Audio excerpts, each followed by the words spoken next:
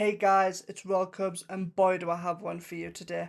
It feels way too good to say that, it's been too long, but we're back. Last Epoch came out 3 days ago, and we have already hit level 100.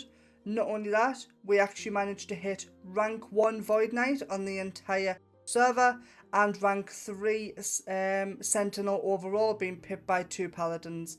Amazingly, this was actually hosted on the Maxroll leaderboards, and we managed to hit max level without being kicked off a leaderboard. Now, I've learned some hints and tips along the way. I think they'll really help you.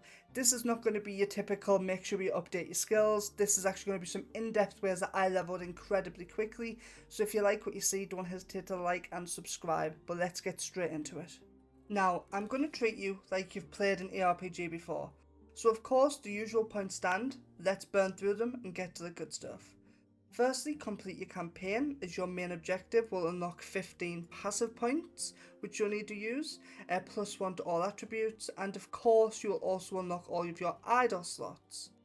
Now, just before the last boss, you're going to get to choose between either the Circle of Fortune and the Merchant's Guild. Whilst the servers are slow and laggy, you can't really get to the Merchant's Guild, so the Circle of Fortune is a very nice click and forget option. This is also a dramatic increase to experience, and you'll get to see these at the high levels. I am going to explain how shortly, but you can change it whenever you would like, so for now just Circle of Fortune, click and forget. Of course, update your items and skills as you go. A level 20 weapon is going to do a lot lower damage than level 70 than a level 70 weapon, so upgrade them as you can. And the ARPG favourite, Town is Lava.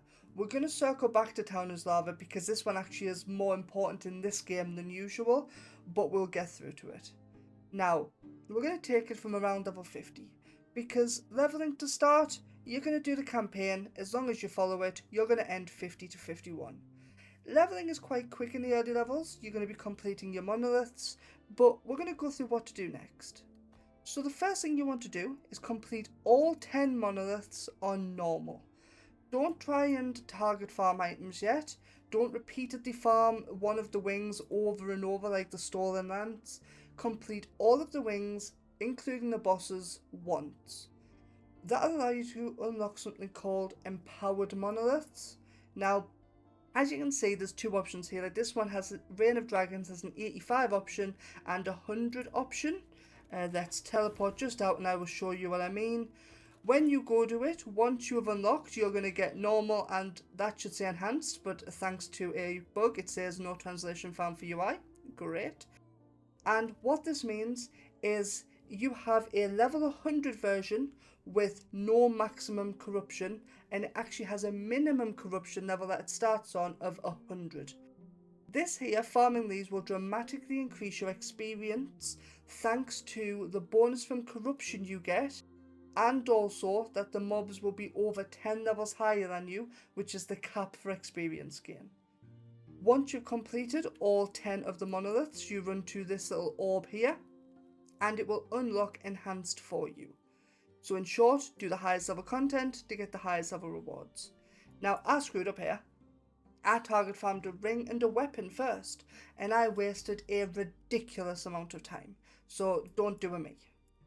Now, the next one we have is actually, I might need to change your perspective on something, because I know I thought the next part was shit, and you may do as well.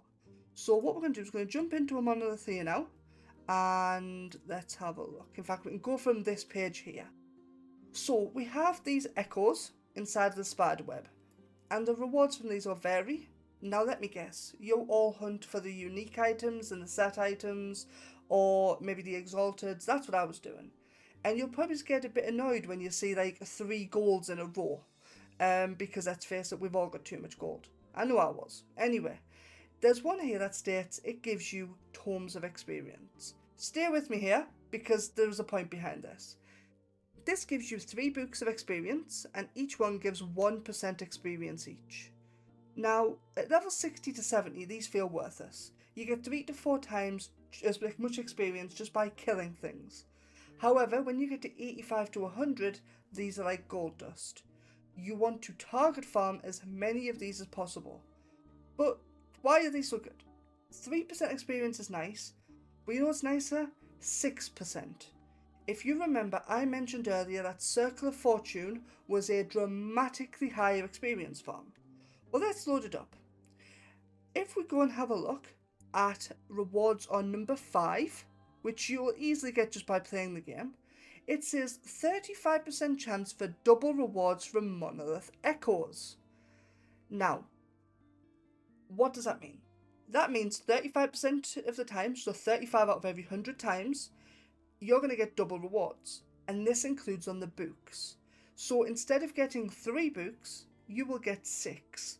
So what's better than 3% experience? 6%.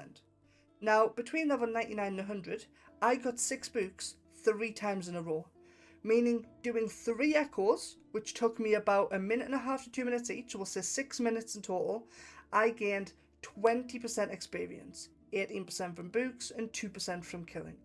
So yeah, the experience nodes start like a chore, but do not sleep in them the end. They will be your biggest friends.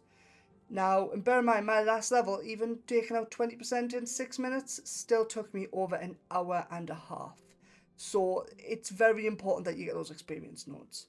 Now, let's move on to the next thing. So we've covered the basics. We've covered the experience tomes, monoliths, that are the best form of experience, that you want to farm the one that you feel the most comfortable with, but on the highest difficulty, the empowered. But let's talk about the main thing that costs people. The town is lava. And that includes this little echo of the world town here.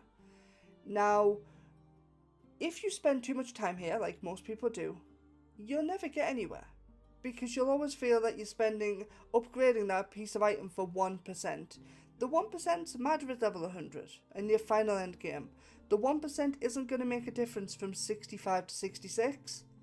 Now, what you want to do is you want to spend from level 60 to 85 getting your gear to be reasonable. It doesn't have to be perfect.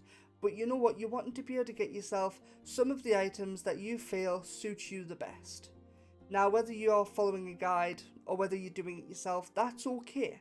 Just from 60 to 85, get your gear roughly on how you're wanting it. Now, this takes time. The crafting is phenomenal, but it takes time. Say you go get yourself an LP2 ring, and when you get your LP2 rings, you're like, okay, I want to put this ring on it. But you take it to the dungeon to slam it on, and it gives you shit, so you're then going to have to go and do it again with your next LP2 ring. It just takes more and more and more time. Now, from level 85 to 100, you don't want to be doing upgrades.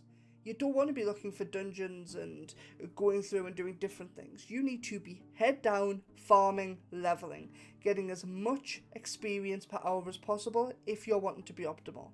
That means all the good items you get, walk to your stash, have a drop box, just dump them in there. Now all these say weapons, helm, chest, but these are just drop boxes. I haven't even organised them yet. They need to, but I haven't as of yet. So you want to complete an echo, you'll teleport back here. As soon as you teleported, come forward, get your reward, and straight back in.